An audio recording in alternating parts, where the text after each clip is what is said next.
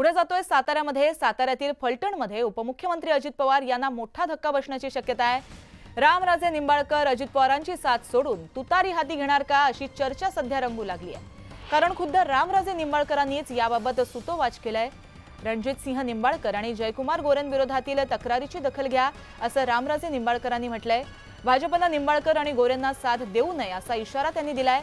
तर ऐकलं नाही तर तुतारी घ्यायला किती वेळ लागेल असं म्हणत रामराजेंनी घर वापसीचे संकेत दिले आहेत। आपली फक्त तक्रार रणजित सिंह नाईक निंबाळकर आणि त्यांचे साथीदार जे गल्लोगल्ली दहशत करतायत त्यांच्या विरुद्ध आहे आणि या दहशतीला भारतीय जनता पार्टीला सत्तेतनं साथ देऊ नका एवढीच खरी आपली तक्रार आहे। ते बरोबर आहे का? तेवढं त्यांना सांगून बघू। तुम्ही तयारीने या, महिला येऊन द्या, आपण एक तास वेगळा कार्यक्रम घेऊ आणि विषय संपून टाकू। आणि नाहीतरी उद्या जर फरक नाही झाला आपल्याला तुतारी वाजवायला किती वेळ लागेल? पुढची बातमी येते भाजपच्या गोटातून। तर नवनीत राणा या भाजप आणि महायुतीच्या खासदार होणार, तुम्ही काळजी करू नका असं वक्तव्य भाजप प्रदेशाध्यक्ष चंद्रशेखर बावनकुळेंनी केलंय। बावनकुळेंच्या वक्तव्यामुळे नवनीत राणांची राज्यसभेवर वर्णी लागणार असल्याचा तर्क काढला जातोय। त्यामुळे राजकीय वर्तुळामध्ये मोठ्या चर्चेला उधाण आलंय। लोकसभा निवडणुकीच्या मुद्द्यावरून बोलत असताना त्यांनी हे भाष्य केलं। लोकसभेत अमरावतीत थोडा अपघात झाला, काही ठिकाणी मतं कमी मिळाली, अन्यथा त्या आज खासदार असत्या, पण तुम्ही काळजी करू नका, त्या महायुतीच्या खासदार झाल्याशिवाय राहणार नाहीत असं सूचक भाष्य बावनकुळेंनी केलंय। त्यामुळे राजकीय वर्तुळामध्ये चर्चांना उधाण आलंय।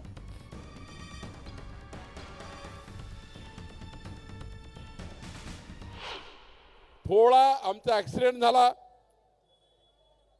आमची सीट एका बूथवर 5 मतांनी गेली।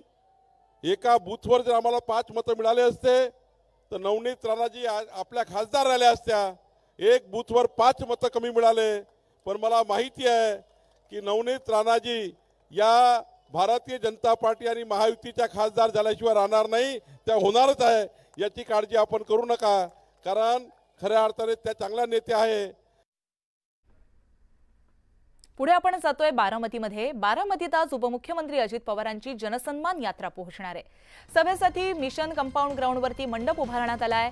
रॅली पुढे 2000 दुचाकी स्वार सहभागी होणार आहेत। त्याचबरोबर सनई चौघड्याचं पथक, उंट बँड पथक, ढोल लेझिम पथक, गजी नृत्य या रॅलीमध्ये सादर केली जाणार आहेत। या जनसन्मान यात्रेला अजित पवारांसह खासदार प्रफुल्ल पटेल, सुनील तटकरे उपस्थित राहणार आहेत।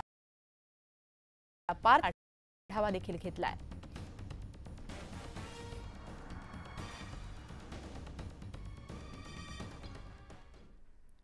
राष्ट्रवादी काँग्रेसच्या जनसन्मान यात्रेमध्ये बोलताना अजित पवारांनी निवडणुकीनंतर लाडकी बहीण योजना सुरू राहील असं आश्वासन दिलं।